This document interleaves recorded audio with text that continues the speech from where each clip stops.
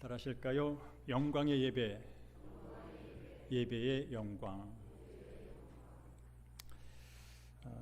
우리가 그런 실험 결과를 이제 아마 아시면 되겠지만 제가 제 방에 있는 화분을 하나 갖고 왔어요.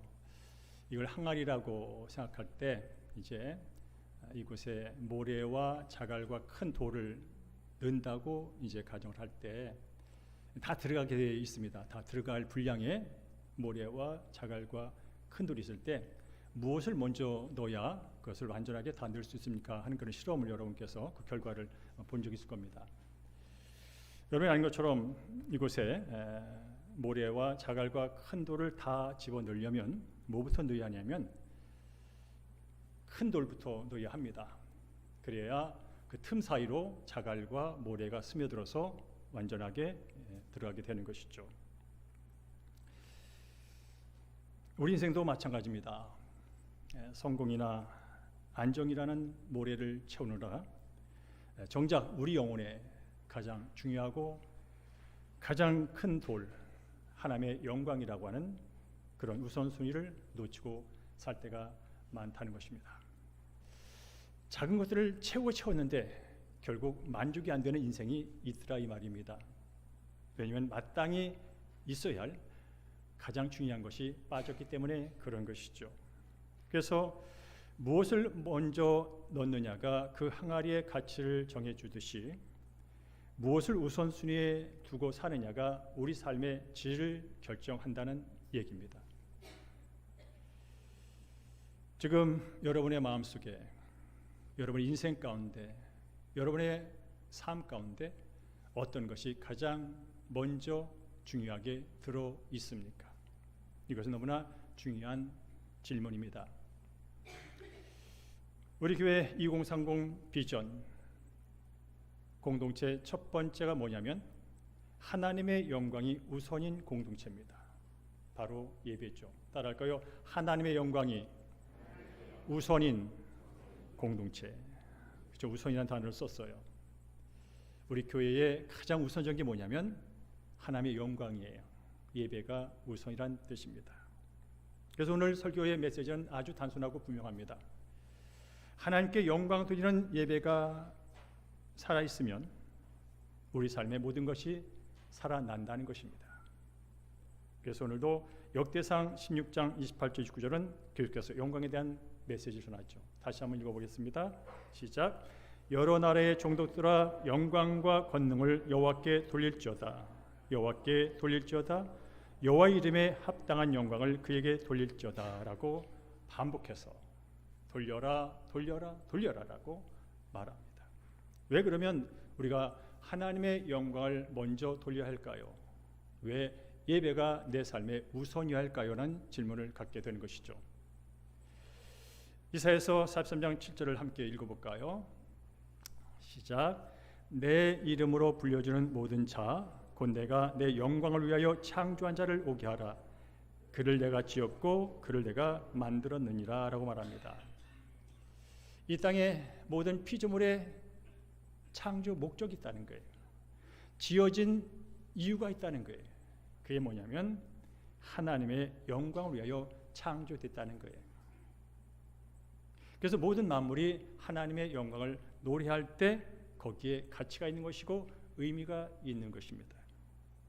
이 자리에 있는 저 여러분들도 바로 그 목적, 내가 하나님의 형상을 따라 지음받고 또 하나님 없이 살던 내가 예수의 은혜로 말미암아 구원받은 그 목적이 뭐냐면 하나님께 영광을 돌리는 것이라는 거예요.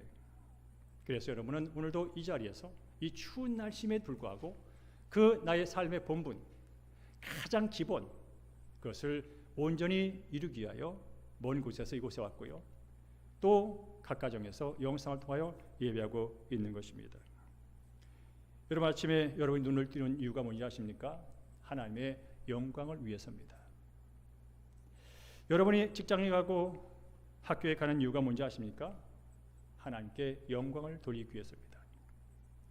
여러분이 가정을 이루고 열심히 일하면서 뭔가를 성취하는 이유가 뭔지 아십니까? 하나님의 영광을 위해서입니다. 그래서 고린도전서 10장 31절 이렇게 말하죠. 먹고 마시든지 무엇을 먹고 마시든지 너희가 무엇을 하든지 다 하나님의 영광을 위하여 하라. 심지어 먹는 것까지, 심지어 마시는 것까지 다 하나님의 영광을 위해 살라라고 성경은 분명히 말씀하고 있습니다. 왜냐하면 그것이 저와 여러분의 존재 목적이요, 이 땅에 살아있는 이유이기 때문에 그렇다는 것입니다. 뿐만 아니라 우리가 왜 하나님의 영광 예배를 우선시해야 될까요? 우리는 모두가 예배자로 부름받았기 때문에 그렇습니다. 우리 함께 25절과 26절 말씀을 읽어봅니다. 시작. 여호와는 위대하시니 극진히 찬양할 것이요 모든 신보다 경외할 것이며 만국의 모든 신은 헛것이나 여호와께서는 하늘을 지으셨도다 라고 말합니다. 여러분 그거 아십니까? 이 땅에 사는 모든 사람은 무언가를 예배하며 살고 있다는 사실을. 나는 종교가 없어, 나는 신을 안 믿어 라고 할지라도 그는 무언가를 지금도 우상 삼아 예배하며 살고 있다는 사실을. 다른 말로 하면 예배하지 않고는 살 수 없는 것이 인간이라는 사실을 성경은 분명히 말씀합니다. 그래서 누군가는 나무를 예배합니다. 누군가는 지금도 이 추운 날씨에 계곡에 멋진 돌 앞에서 촛불을 켜놓고 예배를 합니다. 어떤 사람은 해와 달, 심지어 죽은 조상에게 예배를 합니다. 누군가는 예배를 합니다. 그래서 돈이 되는 일이라면 이것저것 사정보지 않습니다. 누군가는 성공을 우상 삼아 예배합니다. 성공을 위해서라면 영혼마저 팔아버립니다. 누군가는 자녀가 우상이고 누군가는 학벌이 예배의 대상입니다. 누군가는 권력이, 누군가는 쾌락이, 누군가는 이데올로기가 우상이며 예배의 대상입니다. 그걸 위해서 목숨을 겁니다. 그러나 성경 분명히 말합니다. 피조물을 예배할 때 결코 만족이 없다고. 돈은 아무리 많아도 부족한 게 돈입니다. 성공은 아무리 성취해도 공허한 게 성공입니다. 인정은 아무리 받아도 불안한 게 인정입니다. 그래서 인기 연예인들이 늘 공황장애, 불안장애에 시달립니다.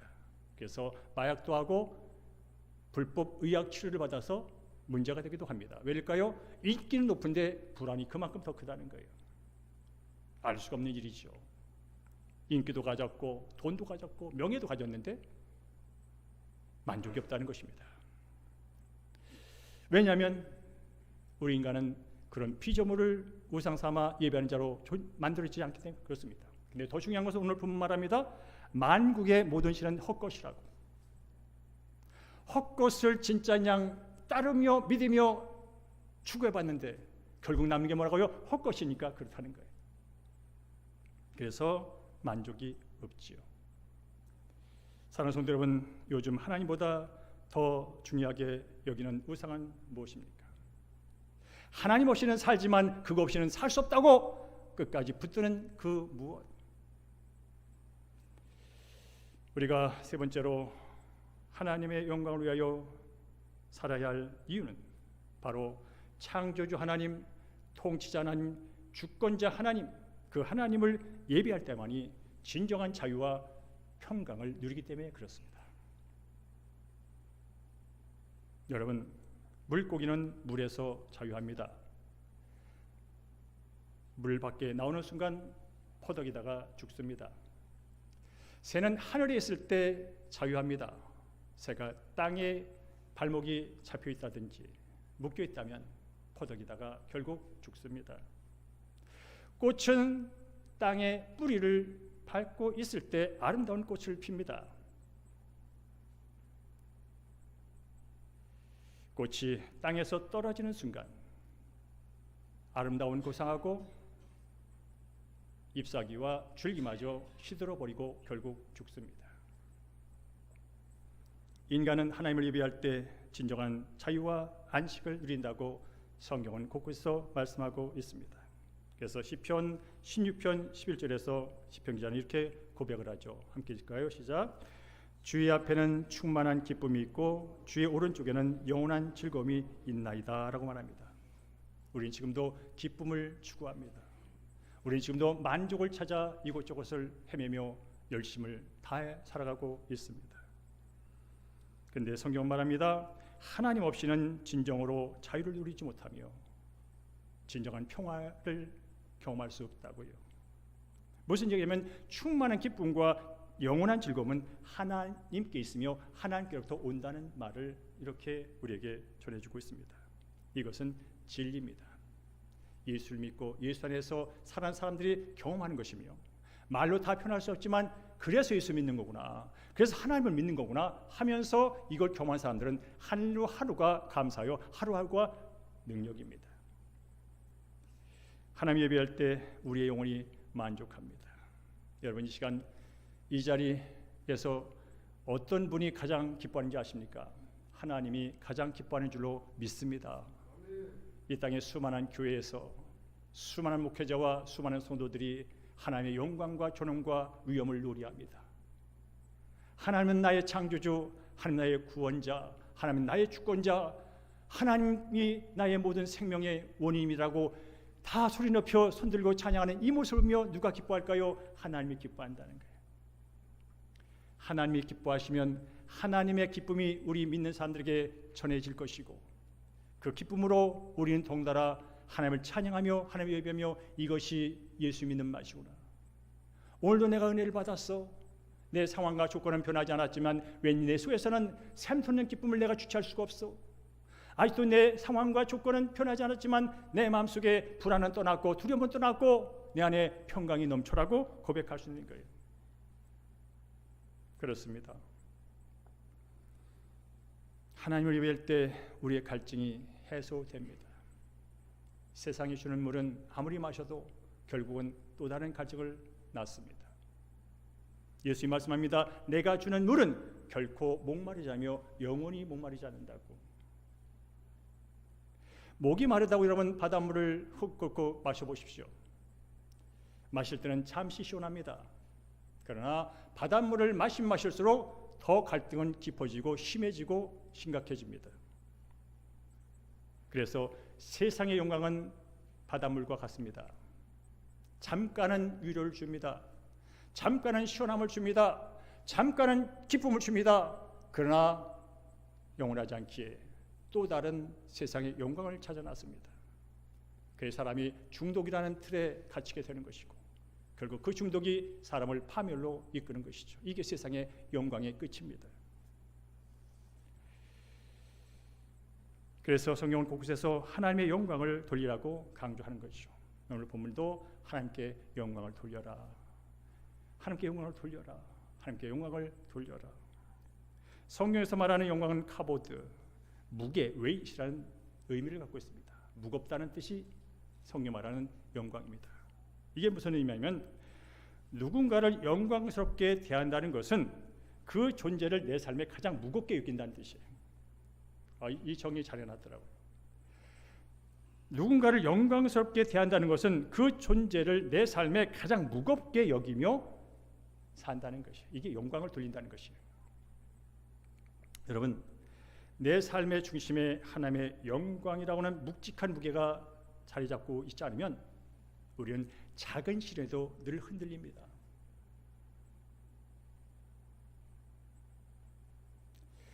지금 우리 사랑하는 성도님의 머릿속에 삶 가운데 무엇이 묵직하게 중심으로 자리 잡고 있습니까?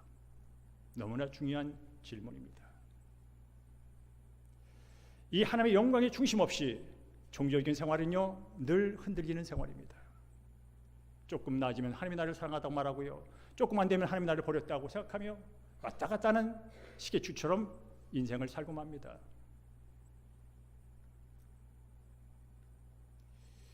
우리 삶의 무게중심이 하나님의 영광, 다시 말해서 예배가 내 삶의 중심이면 어떤 고난이 와도 버티고 이겨낼 수 있습니다. 저는 오늘 얘기를 하고 싶습니다. 여러분, 제가 10년 동안 암이라는 긴 터널을 지금도 지나고 있고 그럴 때마다 수없이 지치고 흔들릴 때가 있습니다. 그런데 그럴 때마다 저를 일으켜 세운 것은 병이 나을 거야, 나을 수 있어, 목사님 큰 일을 하실래나 봐요, 여러 가지가 있지만 그것이 저를 일으켜 세운 게 아닙니다. 더 근원적인 예배의 영광, 하나님의 만남이 저를 일으켜 세우고 있고 지금도 붙들고 있다는 것입니다. 바로 예배는 어떤 내 상황을 내가 원하는 대로 바꾸는 마술이 아닙니다. 예배는 지금 내가 처한 상황을 하나님의 눈으로 바라볼 수 있도록 하는 하나의 사건입니다. 예배 영광 속에서 하나님을 만나게 되면 현재 내가 만난 고난, 현재 내가 처한 문제, 그것은 결코 나를 파괴하고 위해서 찾아온 저주가 아니라 나의 연약함을 알고 더 하나님께 밀착해 가까이 가게 하는 동기가 되고, 그로 말미암아서 하나님과 더 깊은 교제를 누리는 복음의 통로가 된다는 사실을 저는 깨달았습니다. 그래서 저는 10년 동안 많은 시를 썼습니다. 특별히 암과 관련된 시가 많습니다. 그중 하나를 여러분과 함께 나누기를 원합니다. 넘겨줄까요? 자, 함께 읽어볼까요? 시작. 암은 밥이다. 아, 은혜가 아니었다면 이 독한 밤들을 어찌 지날 수 있었을까? 몸과 마음을 갉으며 숨어든 흑암 하나, 수년째 오늘도 나는 그것을 씹고 뱉고 조용히 견디며 산다. 의료는 독을 도려는 조심스러운 칼끝, 운동은 빠져나가는 기력을 붙드는 숨 하나, 기도는 이미 건네받은 치유의 믿음을 지키는 힘과 은혜. 먹힐 것인가 아니면 내가 먼저 삼킬 것인가. 사람이 이렇게 말합니다. 암은 죽음이야, 암은 어둠이야, 암은 끝이야. 그렇게 암과 죽음을 연결시킵니다. 동일시하며 사는 암 환자가 많습니다. 여러분에게 암은 죽음입니까? 밥입니까? 여러분에게 지금 만난 고난과 문제는 죽음입니까? 밥입니까? 저는 남에게 먹히지 않기로 마음을 먹었습니다.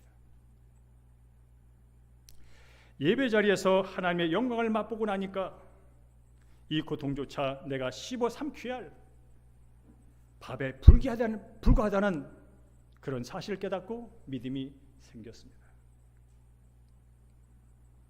고난에 먹히는 인생이 아니라, 고난 때문에 원망하며 불평하며 사는 인생이 아니라, 두려움에 떠는 인생이 아니라, 하나님의 은혜로 고난을 삼켜버리는 인생.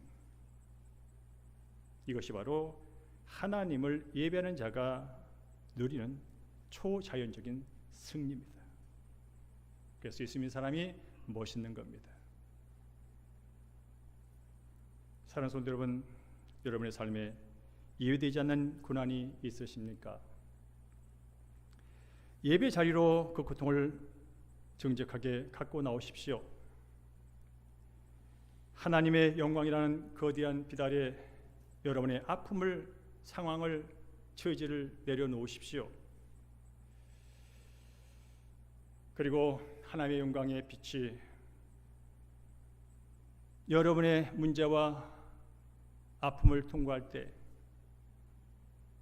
그것은 결코 상처로 인한 흉터의 자리가 아니라 하나님의 은혜가 투과됨으로 인하여 진주처럼 수정처럼 빛나는 놀라운 은혜가 될 줄로 믿습니다.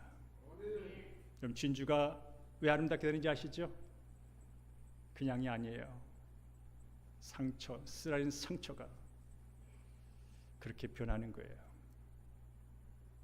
여러분 인생 가운데 상처 없기 원하시죠? 고난 없기 원하시죠? 문제 없기 원하시죠? 그런 인생은 없어요. 근데 설령 있다 하더라도 그 인생은 깊지가 못해요. 그 인생은 여전히 내가 주인 되어서 내가 잘난 맛을 살다가 남 판단하다 죽는 게 그런 인생이에요. 그러나 고난 앞에 내가 얼마나 무지한지, 내가 얼마나 완악한지, 내가 얼마나 강팍한지, 내가 얼마나 쇳덩어리인지, 내가 얼마나 못된 인간인지, 내가 얼마나 이기적인지, 내가 얼마나 연약한지를 깨달은 자가 그때부터 성장을 시작하는 겁니다.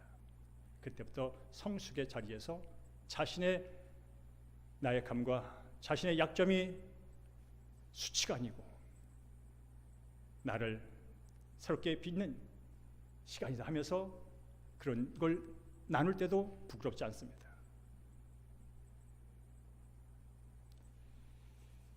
제가 투병 중에 만난 하나님은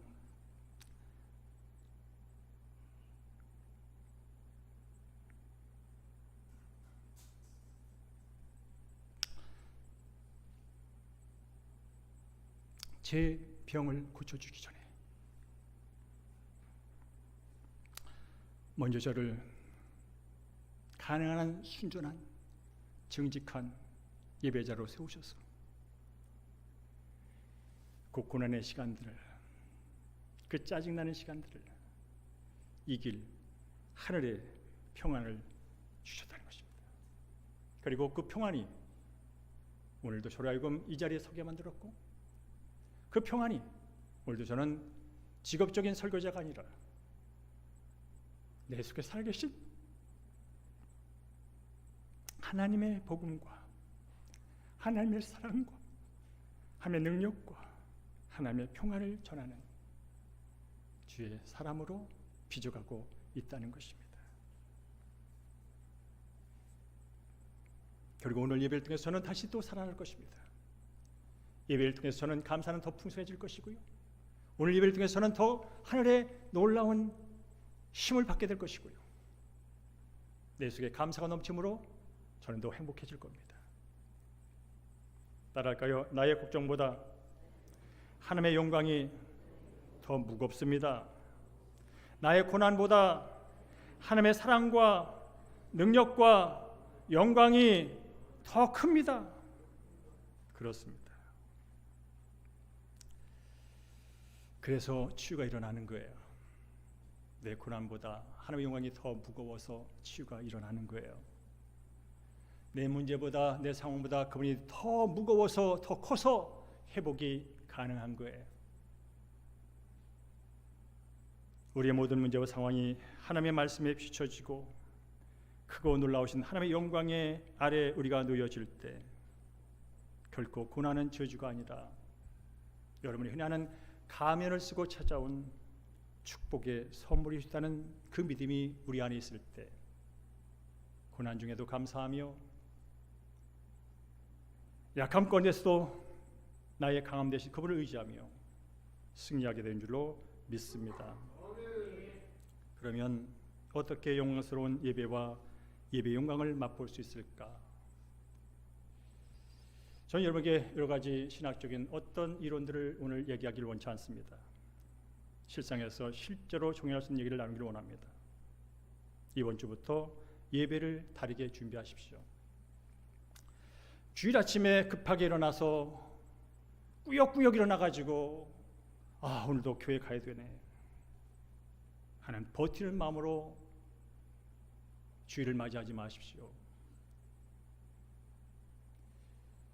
토요일 저녁부터 마음의 준비를 하십시오. 주일 아침에 교회는 차에서 이렇게 고백하십시오. 오늘 나는 창조주 하나님을 만나러 간다. 나는 오늘 이 땅의 주권자 통치자 하나님을 만나러 간다. 나를 사랑하신 하나님을, 나를 얼마나 사랑했으면 독생자까지 아끼지 않았던 그 하나님을 공동체 예배 가운데 만나러 나는 하나님께 간다라고 준비를 하십시오. 비가 오니 못 가고, 바람이 부니 못 가고, 날씨가 추니 못 가고, 몸이 피곤하니 못 가고,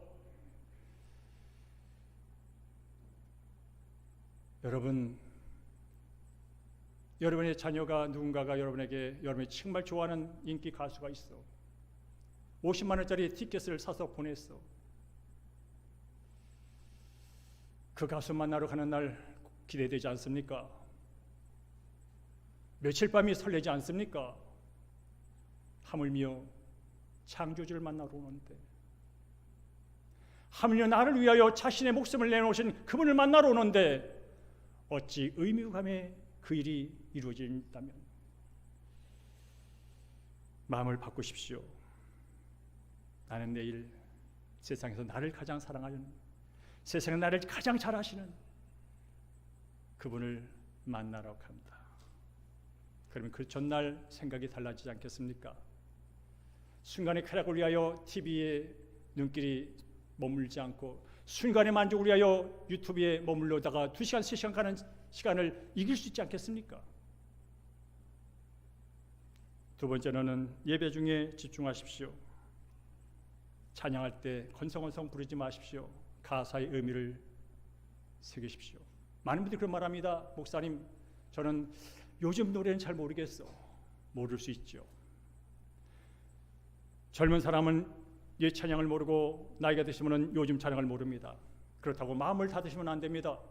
그때는 가사를 묵상하십시오. 가사가 중요하지 않습니까?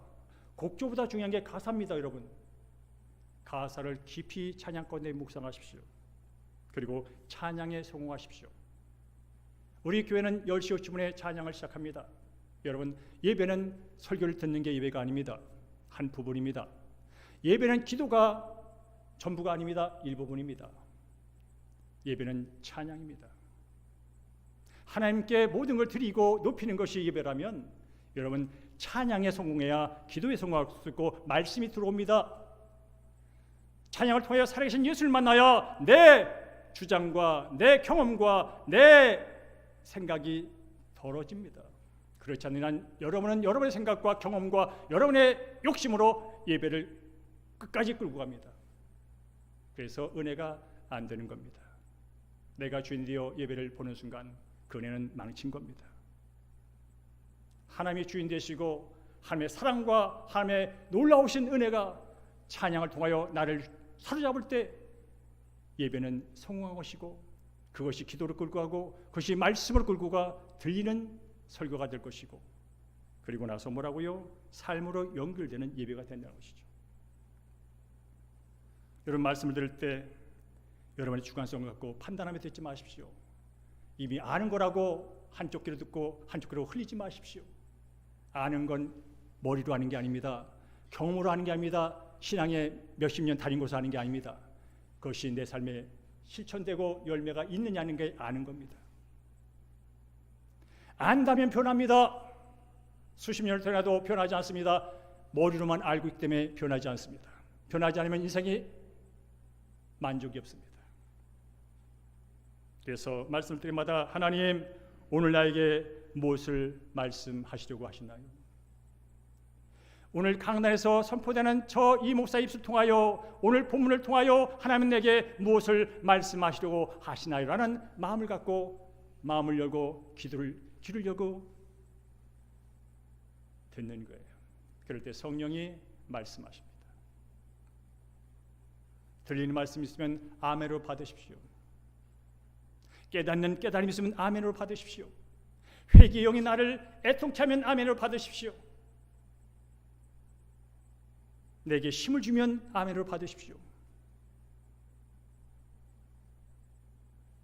세 번째로 예배를 삶으로 연결하십시오. 주일 예배가 끝나고 집으로 돌아가면서 생각하십시오. 오늘 하나님께 주신 말씀을, 오늘 하나님께 주신 은혜를 이번 주 내 삶 가운데 어떻게 적용할까? 무엇부터 실천할까? 구체적인 하나를 정하고 나가십시오. 그렇지 않은 순간 예배당을 넘어가는 순간 여러분 오늘 예배의 모든 걸 잊어버립니다. 밥 먹어야 할 생각, 목장 예배 드릴 생각, 또 뭐 해야 할 생각으로 가득 차버립니다. 예배의 감격으로 무엇을 하는 것이 아니라 또 해야 될 의무로 무엇을 한다면 여러분은 예배를 끝나고 집에 갈 때 피곤이 몰려올 겁니다. 여러분 그래서 성경 말합니다. 제사보다 중요한 게 순종이라고. 여러분 제사는 여러분을 변화시키지 못합니다.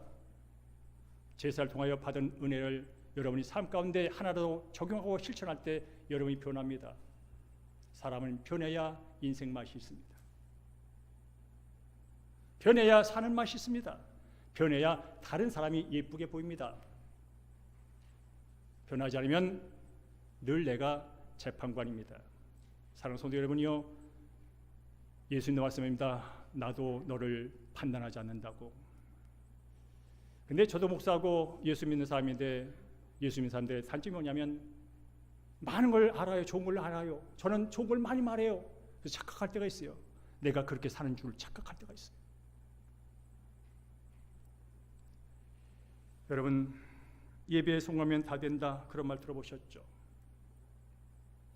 이 말은 예배가 뜨거우면 모든 것이 자동으로 잘 풀린다는 뜻이 아니에요.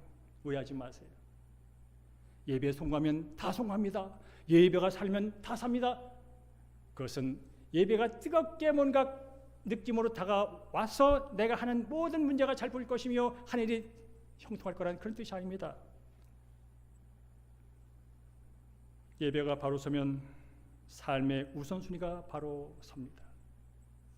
하나님의 우선이고 말씀이 우선이면 내 삶의 모든 것들이 자리를 제대로 잡습니다. 그래서 그 우선순위가 나머지 내 일상을 새롭게 정렬합니다. 어떻게 해요? 하나님이 기쁘게 하는 쪽으로. 따라할까요? 예배가 바로 서면 삶의 우선순위가 바로 서고 그 우선순위가 나머지를 정렬한다. 그러니까 다 된다는 것은 인생이 쉬워진다는 뜻이 아니에요. 내 인생이 다 제자리를 잡는다는 거예요.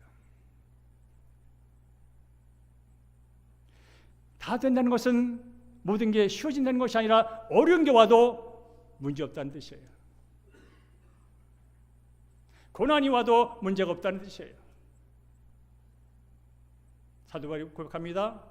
내게 능력 주시라 해서 내가 모든 것을 할 수 있느니라. 그는 능력 중에서 배고픔을 이길 수 있었습니다. 그는 능력 안에서 사람들의 조롱과 멸시와 감옥에 갇힌 것과 태장에 맞는 것과 그것을 견딜 수가 있었습니다. 바울 정도라면 모든 게 잘 돼야 되잖아요. 그 정도 하나님께 헌신했으면 모든 게 쉬워져야 되잖아요. 바울 정도라면 그의 육체가 가시가 나야 되잖아요. 근데 그는 그렇게 고백하지 않습니다. 내게 능력 주신 안에서 저는 그 아픔도 이길 수 있었고요, 그 고난의 강도 건널 수 있었고요, 그 상처도 이길 수 있었고요, 사람들의 모욕도 참을 수 있었고요. 그게 바로 예배 우선순위가 하나님으로 정렬될 때 나타나는 은혜라는 것이죠. 그렇습니다. 예배가 바로 서면 문제보다 하나님이 커 보입니다. 저는 이곳에 암이 존재합니다. 그러나 하나님이 이것보다 크십니다. 예수님이 채찍에 맞음으로 저는 이미 나은 자입니다. 저는 결론적으로 죽음도 눈물도 죄도 질병도 없는 곳에 영원히 살 존재입니다. 이 땅에 암을 갖고 10년을 산들 80년을 산들 영원한 시간에 비하면 보이지도 않는 시간을 사는 겁니다. 예수의 생명으로 영원한 시간에 들어와 있는 저는 이 땅에 대한민국에 주어진 시간이 10년이요 20년이요 설령 120년일지라도 영원한 시간에 비하면 보이지도 않는 시간 속에 암과 잠시 동행하고 있을 뿐이라는 것이죠. 그래서 치유가 가는 것이고 회복이 가는 것이고 그런 가운데도 감사와 기쁨이 있는 것이죠. 예배가 바로 서면 내가 누군지 분명해집니다. 많은 사람들이 제가 지난주도 정체성 설교를 했지만 내가 누군지를 몰라요. 어디 갈지를 몰라요. 그래서 이것이 좋다면 여기 투자하고 저것이 좋다면 저기 가고 그것도 안 되니까 경쟁하고 싸우고 밟고 일어서고 반복하며 지쳐갑니다. 왜 그럴까요? 내가 누군지를 몰라. 무엇이 진정한 가치인지 몰라. 예배가 바로 서면 내가 하나님의 자녀구나, 왕같은 제사장이구나, 영생을 가진 세상의 최고의 사랑을 받는 자구나. 나는 약하지만 내가 믿는 하나님은 이 땅의 모든 것을 아시는 지혜 하나님이요 능력의 하나님이시구나. 와, 내가 그런 분의 자녀가 됐다니, 내가 그런 분을 섬기며 산다니. 거기서 당당해지고 거기서 겸손해지는 겁니다. 왜 사람이 교만해질까요? 약한 걸 가리느라고 교만해지는 거예요. 열등감을 가리려고 사람이 교만해지는 거예요. 그러나 하나님 안에서 내가 어떤 존재인지를 분명히 알면 열등할 것도 없고 우월할 것도 없고 교만할 것도 없고 비굴할 것도 없고 그저 하나님 안에서 내 존재가 세구의 가치인데 돈으로 산수할 수 없는 예수의 피같은데 하면서 더 낮아지고 섬길 수 있는 거예요. 근데 예배를 바로 서면요 정말 중요한 게 있어요. 마음의 변화가 일어난다는 거예요. 예배에 성공한 사람들이요, 예배에 성공했다는 건 뭐예요? 변화가 동반됐다는 뜻이에요. 감정적으로 기분이 좋았다는 게 아니에요. 가슴이 울렁거렸다는 뜻이 아니에요. 내 삶의 방향이 바뀌었다는 게 예배에 성공했다는 거예요. 여러분, 나침반의 원리를 아시죠? 나침반을 막 흔들어 보세요. 근데 마지막은 북쪽을 향해서 멈춥니다. 아무리 흔들어 봐도, 내 던지고 흔들어 봐도 결국 뭐라고요? 북쪽을 향해 섭니다. 여러분, 지난 한 주간도 얼마나 흔들리는 인생을 사셨습니까? 얼마나 헝클어진 인생으로 사셨습니까? 이거 풀어보려고 애쓰다가 더 헝클어지고 더 엉키고 엉망진창인 인생이 우리 인생이 아닙니까? 이걸 어떻게 풀 것이며 어디에 방향을 제대로 둔단 말입니까? 그거 풀어보려고 주의를 하나님을 더 멀리합니다. 그거 해결하려고 더 하나님 없이 애써봅니다. 그러다가 더 흔들립니다. 더 엉켜버립니다. 예배에 성공한다는 것은 우리의 마음의 바늘이, 삶의 목표의 바늘이 하나님의 영광 쪽으로 정렬된다는 것입니다. 무엇을 먹든지 마시든지 뭘 사든지 다 하나님의 영광 쪽으로 정렬이 된다는 것입니다. 그래서 방향이 하나님께 딱 정렬되니까 불안이 줄어드는 거예요. 마음이 문제에 꽉 정렬돼 향해 있으니까 두려움까지 찾아오는 거예요. 우리의 마음이 하나님께 향해 있을 때 불안은 줄어들고 비교는 약해지고 두려움은 사라지고 감사와 기쁨이 일어나게 된 줄로 믿습니다. 따라할까요? 예배의 성공은 느낌이 아닙니다. 하나님이 중심이 되는 재정렬입니다. 오늘 여러분 재정렬 받고 가세요. 지난주에 흐트러졌던 거, 마음도 틀어지고 건강도 틀어지고 관계도 틀어지고 일도 틀어진 거 정렬 받아 가세요. 하나님으로부터. 말씀을 했습니다. 그래서 오늘 예배가 끝이 아닙니다. 예배를 통해 다시 정렬받은 그 하나님의 은혜를 가지고, 하나님의 지혜를 가지고, 하나님의 능력을 가지고, 하나님의 거룩성을 가지고 삶의 현장으로 다시 나아가는 겁니다. 여러분 꼭 기억하십시오. 내일 아침에 여러분이 학교를 가든 직장을 가든 사업소를 가든 어딜 가든 오늘 예배 가운데 여러분을 만나주신 하나님이 함께 가실 줄로 믿습니다. 오늘 예배 가운데 만난 그 하나님의 영광이 여러분이 처한 그 자리에서 빛나게 될 줄로 믿습니다. 그래야 여러분, 저 친구가 지난주 금요일까지는 얼굴이 너무나 힘들고 언어가 거칠었는데 오늘 아침 변했어. 얼굴이 환해졌어. 말이 달라졌어.